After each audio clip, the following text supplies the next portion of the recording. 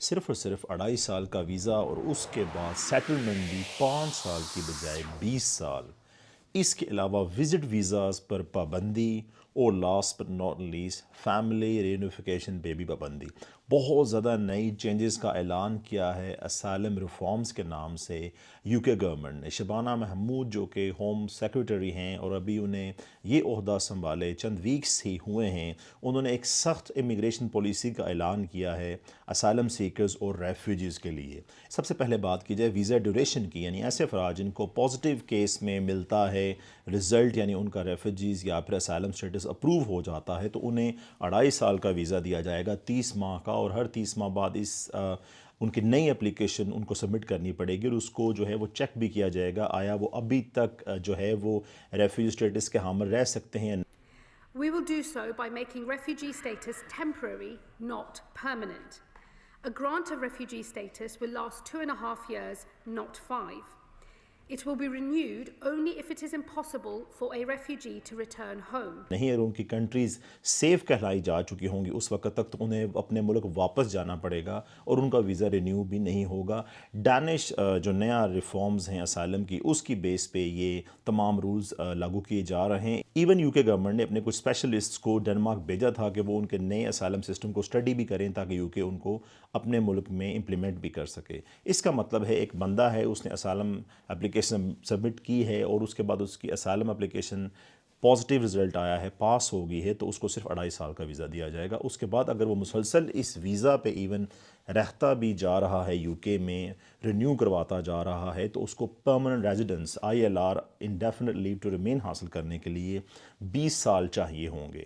یہاں پہ ایک بات بہت امپورٹنٹ ہے، یہ پروگرام جو ہے وہ عام امیگرنٹس کے لیے جو اسٹوڈنٹ یا ورک ویزا پہ جاتے ہیں ان کے لیے نہیں ہے، بلکہ صرف ریفیوجیز یا پھر اسائلم سیکرز کے لیے متعارف کروایا جا رہا ہے۔ اس کے علاوہ ایک نیا راؤٹ متعارف کروایا جائے گا، ورک اینڈ اسٹڈی راؤٹ، جس کے تھرو جو افراد ریفیوجیز یا اسائلم سٹیٹس کے حامل ہیں ان کو انکریج کیا جائے گا کہ وہ اس راؤٹ پہ سوئچ کر جائیں، اور اس راؤٹ پہ آنے کے بعد ہی ان کے لیے پاسبل ہوگا کہ وہ اپنی فیملی کو سپانسر کر سکیں، یو کے بلا سکیں، فیملی رینیوفیکیشن ویزا لے کے دے سکیں۔ اس کے علاوہ ریفیوجیز کو انکریج کیا جائے گا کہ وہ کام کریں۔ جب ان کو کام کی پرمیشن ہوگی تو ان کو الاؤنسز جو کہ سوشل بینیفٹس ملتے ہیں وہ ملنا بند ہو جائیں گے، اور اس کے بعد ایسے افراد جن کو ورک کی پرمیشن مل چکی ہے اور اس کے باوجود وہ یو کے میں کام نہیں کر رہے، یعنی ٹیکس پے نہیں کر رہے یا پھر سرے سے کام ہی نہیں کر رہے اور فیملی الاؤنسز سوشل بینیفٹس لے رہے ہیں، تو ان کے سوشل بینیفٹس بھی بند کر دیے جائیں گے۔ ایک اور اہم بات، ایسے افراد جن کے پاس ایسٹس ہوں گے، سیونگز، ان کو اپنی سوشل بینیفٹس کی طرف کنٹریبیوٹ کرنا پڑے گا۔ یہ لا جو ہے آلریڈی جرمنی میں اسائلم اپلیکنٹس کے لیے لاگو ہے، لیکن اس کا کوئی فائدہ نہیں ہوتا۔ اسائلم یا پھر ریفیوجیز اپلیکنٹس اپنے ایسٹس کا بھی شو نہیں کرتے، گورنمنٹ کو نہیں بتاتے، وہ بیوقوف نہیں ہیں، لہٰذا یہ صرف کاغذی کارروائی پہ ہی یہ شک چلے گی۔ یو کے آلریڈی پروگرام بنا چکا ہے کہ وہ 2029 تک ہاؤسنگ اسٹیز دینا بند کر دے گا اسائلم سیکرز یا پھر ریفیوجیز کو،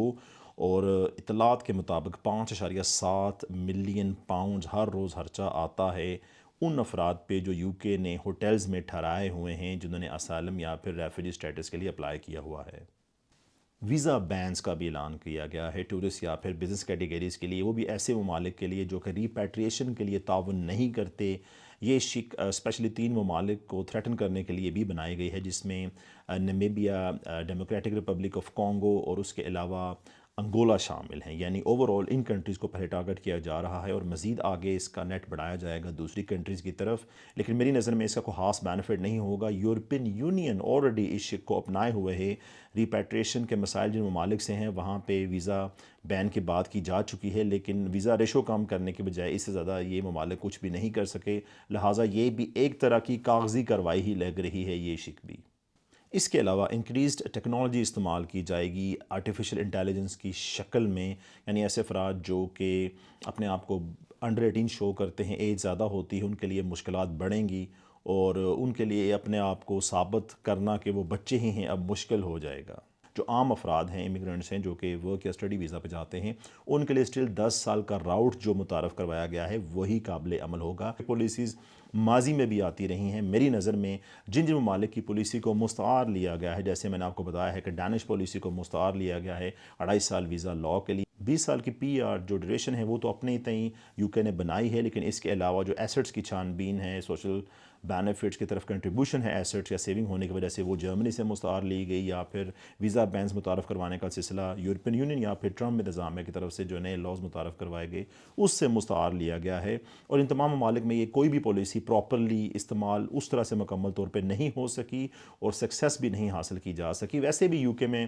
گزشتہ 12 ماہ کے اندر جو 1,08,000 اسائلم اپلیکیشن سبمٹ کی گئی، ان میں بورڈز کے تھرو آنے والے افراد کی تعداد 1/3 ہی بنتی ہے۔ تو ایسے افراد جو کہ وزٹ ویزا ختم ہونے یا پھر اس کے علاوہ اپنا اسٹوڈنٹ ویزا یا ورک ویزا ختم ہونے کے بعد اسائلم اپلائی کرتے ہیں، ان کی تعداد آلریڈی بہت زیادہ ہے، جن میں پاکستانی نمایاں طور پر ٹاپ 3 میں ہی رہتے ہیں۔ اسٹل ایک بات اچھی ہے کہ ایسے ریفیوجیز یا پھر اسائلم سیکر جو کہ اسٹڈی اینڈ ورک راؤٹ استعمال کریں گے، ان کے لیے پی آر پاتھ شارٹن کر دیا جائے گا۔ اس کی تفصیلات آنے والے دنوں میں شیئر کی جائیں گی۔ اپنا بہت خیال رکھیں، کمنٹ باکس میں اپنے حالات کا اظہار ضرور کیجیے گا۔ اگلے وقت تک کے لیے اللہ حافظ و ناصر۔